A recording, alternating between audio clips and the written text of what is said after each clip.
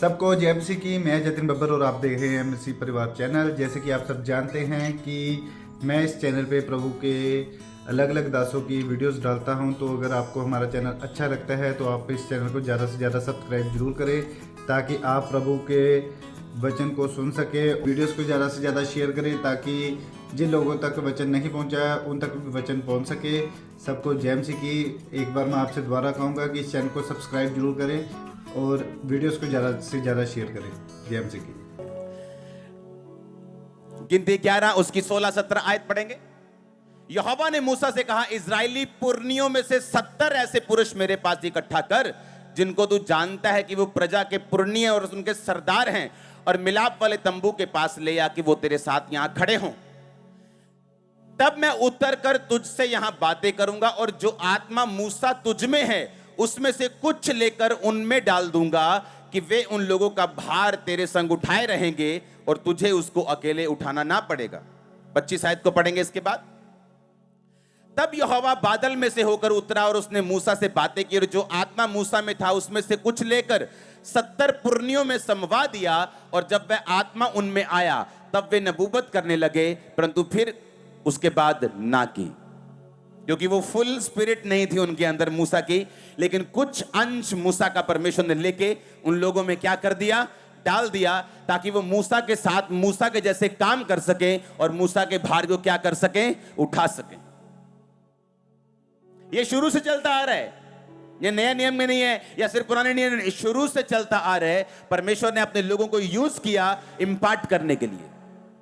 आमीन। कि बार लोग मुझसे पूछते हैं कि आपका ये स्पिरिचुअल सन है, ये इतना ज्यादा ऐसा नहीं लगता कि इसके पास इतने लोग होने चाहिए। तुम अपने हिसाब से देखते हो, लेकिन परमेश्वर स्पिरिचुअली देखता है। जब ग्रेस का मतलब ये है, जब वो आपकी लाइफ में आती है, आपको वो देती है जिसके आप काबिल नहीं हो। बोलो अपने पड़ोसी को, ग्रेस का मतलब, अनुग्रह का मतलब कि जिस चीज के तुम काबिल नहीं उससे अधिक तुम पाते हो।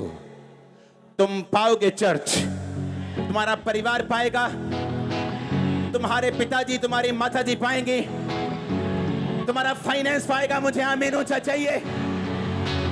उसका आत्मा यहां मौजूद है।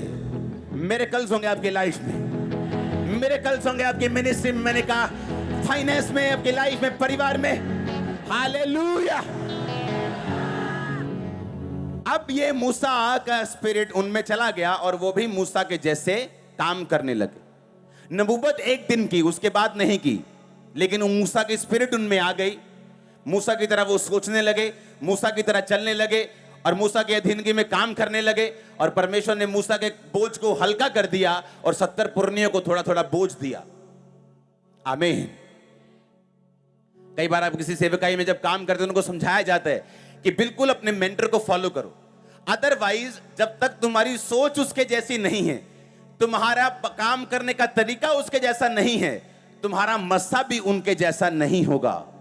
ये राइट बात है। ये मैंने 10-10 साल लोगों को मिनिस्ट्री में काम करते देखा है, लेकिन अपने पास्टर से हट के चलते देखा है, और जो पास्टर की लाइफ में है उनकी लाइफ में बिल्कुल नहीं। हालेलुया। परमेश्वर ने कहा, मूसा मैं तेरी स्पिरिट से उनको टच करूंगा और जो तुझ में है उनमें थोड़ा थोड़ा दूंगा। और सेम पौलुस ने कहा कि जो कुछ मुझ में है मैं कुछ तुम्हारे अंदर इंपार्ट कर दूंगा, ताकि तुम स्थिर हो जाओ। आमीन। तुम क्या हो जाओ?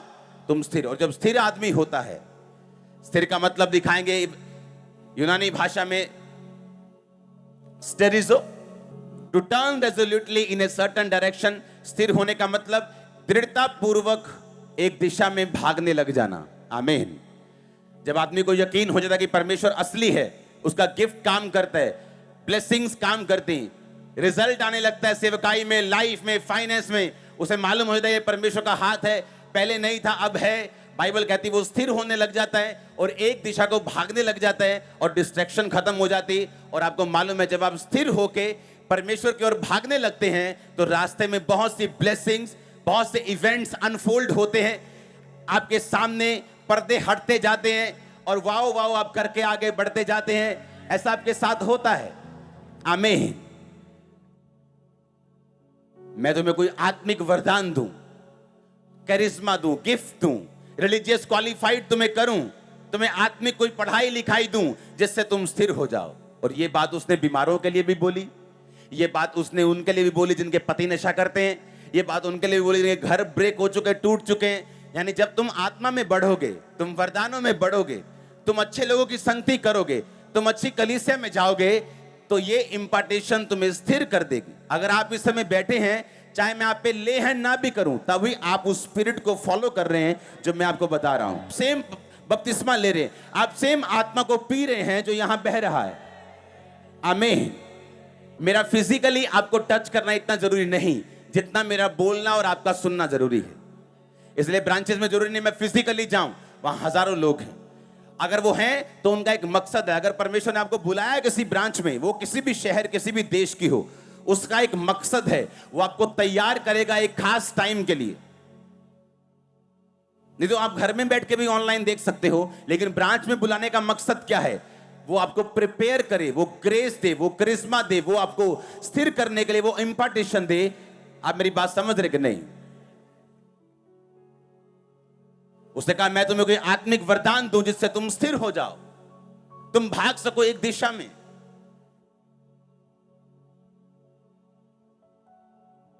हालेलुया।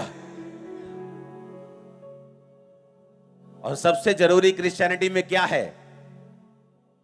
एक दिशा में भागना। लोग ऐसे ऐसे भागते हैं। हां, कभी इधर चले गए, कभी दारू पीने चले गए, कभी लड़की के पीछे भाग गए। वो इस तरह से भागते हैं। और पौलुस कहता जिनके जिंदगी में आत्मिक ब्लेसिंग्स हैं वो सीधा भागते हैं। और इसीलिए जो लोग अनॉइंटेड संगतियों में जुड़े हुए हैं वो सीधा भागते हैं। उन्हें पूरा यकीन होता है कि परमेश्वर असली है। आमीन। और यही सब कुछ, यही गेम है बोलो तो। जब आपका फेथ हाई हो गया और आप एक दिशा में भागने लग गए, आप इमेजिन नहीं कर सकते आगे क्या रखा हुआ। परमेश्वर ने कहा दाऊद को, मैंने तुझे ये दिया, राज्य दिया, शाऊल का राज्य दिया, उसका परिवार दिया, और अगर ये थोड़ा था, मैं अभी भी तेरे को बहुत कुछ देने वाला था। पर दाऊद को पता थी ये बात? उसको नहीं मालूम थी। उसको तो सिर्फ बैतशेबा की सुंदरता दिख रही थी उस टाइम। जब तक वो सीधा भागता रहा उसको ब्लेसिंग मिलती रही। जैसे ही उसने अपना मुंह टेढ़ा किया, लाइफ टेढ़ी हो गई। क्योंकि ये सारी हीलिंग, ये सारी डिलीवरेंस, ये प्रोफेसी, ये आत्मा की सामर्थ्य, ये डेमोन्स्ट्रेशन इसलिए है कि आप पवित्रता में आगे भाग सके। इसका मेन मकसद ये होना चाहिए। और जब आप भागना शुरू कर देते एक दिशा की ओर, दैट्स इट, मकसद पूरा होता है प्रभु का।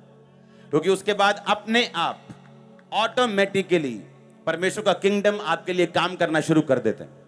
ऑटोमेटिकली आपकी फैमिली सेव हो जाती, ऑटोमेटिकली आपका फाइनेंस बढ़िया होना शुरू हो जाता है, क्योंकि आप उस दिशा में भागने लग जाते हैं।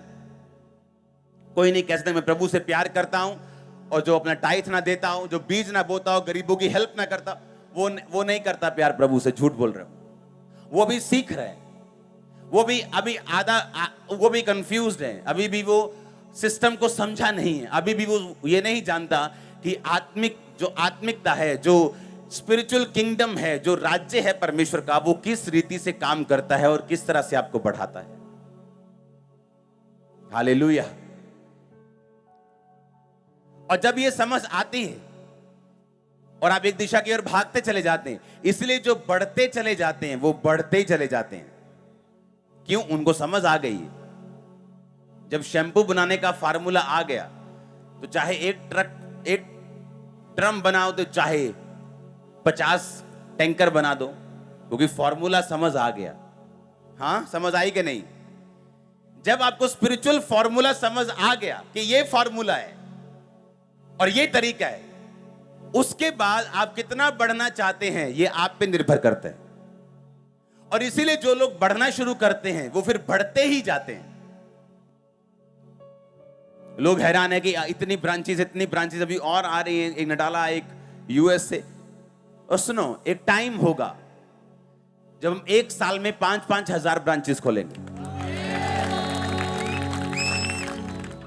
वो टाइम भी आ रहा है, लेकिन हमें क्या करना होगा? हमें एक ही दिशा में भागना होगा। आत्मिक चीजें आपकी हेल्प करती हैं। आत्मिक संगति, अनॉइंटेड संगति, गिफ्ट वाली संगति आपकी हेल्प करती है सीधा भागने के लिए। आमीन। जब आप प्रार्थना में बैठे प्रभु से अभिषेक मांगे, जब आप प्रार्थना में बैठे परमेश्वर से गैर भाषाओं को मांगे, वरदानों को मांगे, सामर्थ्य को मांगे, बुद्धि को मांगे। हालेलुया। और फिर क्या होगा? आप एक दिशा में भागना शुरू करेंगे, आपकी लाइफ मजबूत होगी, विश्वास मजबूत होगा, आप भागेंगे और किंगडम अपने आप काम करेगा। आप जब अमेरिका का ग्रीन कार्ड लेते हो तो आपको अलग अलग जगह चीजें अप्लाई करने की जरूरत नहीं पड़ती। वो सारा कुछ ग्रीन कार्ड के नीचे आ जाते हैं।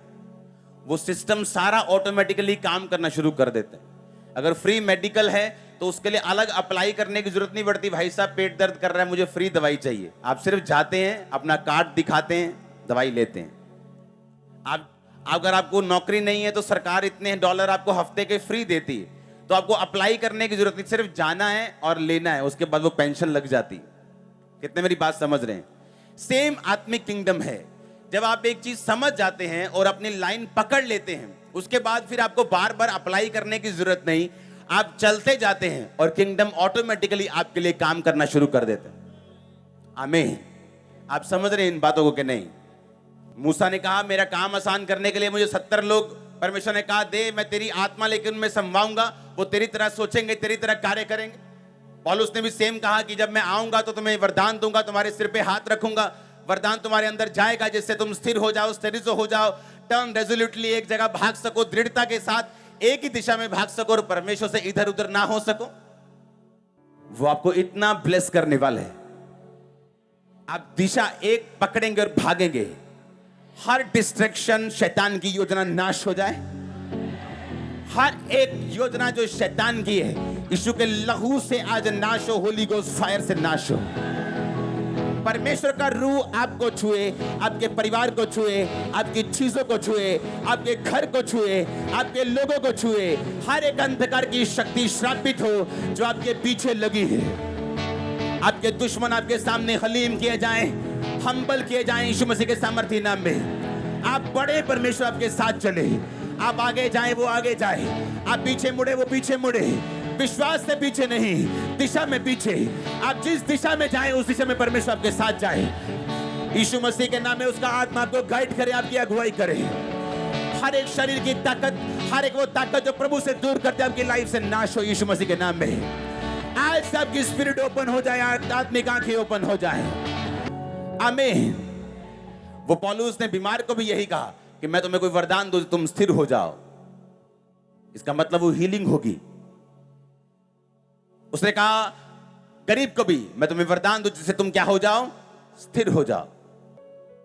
अगर एक व्यक्ति फाइनेंशियली कमजोर है और जब वो एक दिशा में भागता है और जब बाइबल पढ़ता है कि मुझे ये हुक्म पूरे करने हैं, मुझे टाइट देना है, मुझे पवित्रताई में रहना है, आपको क्या लगता है क्या वो गरीब रह जाएगा? अगर एक बीमार जब अंगीकार करता है उसके कोड़े खाने से मैं चंगा हो चुका हूं, वो प्रार्थना करनी शुरू करता है और परमेश्वर के सारे नियमों को मानना शुरू करता है, क्या वो बीमार रह जाएगा? और जब वो चीजें काम करना शुरू करती हैं आपका विश्वास बढ़ता है। आप मेरी बात समझ रहे कि नहीं? लेकिन उसको बाइबल कहती है वर्क आउट, काम करो अपने उद्धार के बारे में। अपने आप कुछ नहीं होगा। आपकी कोई प्रॉब्लम है, क्या आपको पता है कि बाइबल में आपकी प्रॉब्लम का हल कहां लिखा है? पता है? कितनों को पता है? हाथ खड़ा करो। ये देखो, अगर किसी को बेबी चाहिए तो बाइबल में कहां वो वायदा है कि वो तुझे संतान देगा? मालूम ही नहीं। जब मुझे ये नहीं मालूम कि परमेश्वर कहता क्या है, परमेश्वर ने कहा अपना मुकदमा लड़ो, अपना प्रमाण दो। क्या कहा उसने? अपना मुकदमा और अपना प्रमाण दो। कैसे लड़ोगे मुकदमा? वकील कैसे लड़ता है मुकदमा? कि इस बहन के बच्चे को छोड़ दिया जाए क्योंकि ये इकलौता है, ये बोलता है कि संविधान में क्या लिखा है? बोलो। वो जज के सामने कैसे जाता है? जज ना तो फीलिंग सुनता है, वो देखता है प्रूफ, सबूत किसके पास है। जज के साथ वकील आर्ग्यूमेंट्स करता है कि जज साहब संविधान में ये लिखा है, तो इस लॉ के हिसाब से मेरे क्लाइंट को छोड़ा जाए या उसकी सजा कम की जाए या कुछ भी है। आपको अपने संविधान के बारे में मालूम है जो बाइबल आपके हाथ में है। ऐसे वकील हैं जो एक बार कोर्ट में जाने का 25 लाख रुपए लेते हैं। अगर एक बार आप चाहते हो कि वो आपको रिप्रेजेंट करे कोर्ट में, तो आप देखते हैं ना जब पॉलिटिशियन बड़े बड़े फंसते हैं तो उनके वकील जो होते हैं बड़े बड़े नाम वाले, 25 लाख 30 लाख एक बार जाने का उनकी फीस है। और ऐसे वकील भी हैं जो 2-4 हजार में भी आपका काम कर देते हैं। लेकिन जिनको संविधान की नॉलेज है, जो प्रैक्टिस कर करके पक चुके हैं, जिनको केसेस सॉल्व करने आते, उनकी वैल्यू ज्यादा है। आपको मालूम ही नहीं बाइबल में कहां लिखा है कि वो आपकी संतान को ब्लेस करेगा। आपको मालूम ही नहीं बाइबल में कहां लिखा है कि उसके कोड़े खाने से आप चंगे हुए हो, या वो आपको फाइनेंशियली स्टेबल करेगा, आपको ब्लेस करेगा, आपकी हड्डी के मॉइस्चर तक को वो हील करेगा, हड्डियां सूखने से बचाएगा। बाइबल में लिखा है ये भी, एक एक वर्ड लिखा है, लेकिन हमने ढूंढा ही नहीं, हमने कभी अपना मुकदमा लड़ा ही नहीं, हम कभी संविधान में गए नहीं। हमने बाइबल को ऐसी पुस्तक बना दिया जो एक रिलीजियस पुस्तक है, पर जिसमें से 2-4 शब्द कहीं से भी पढ़ लो परमेश्वर खुश हो जाएगा, हाजिरी लग जाएगी।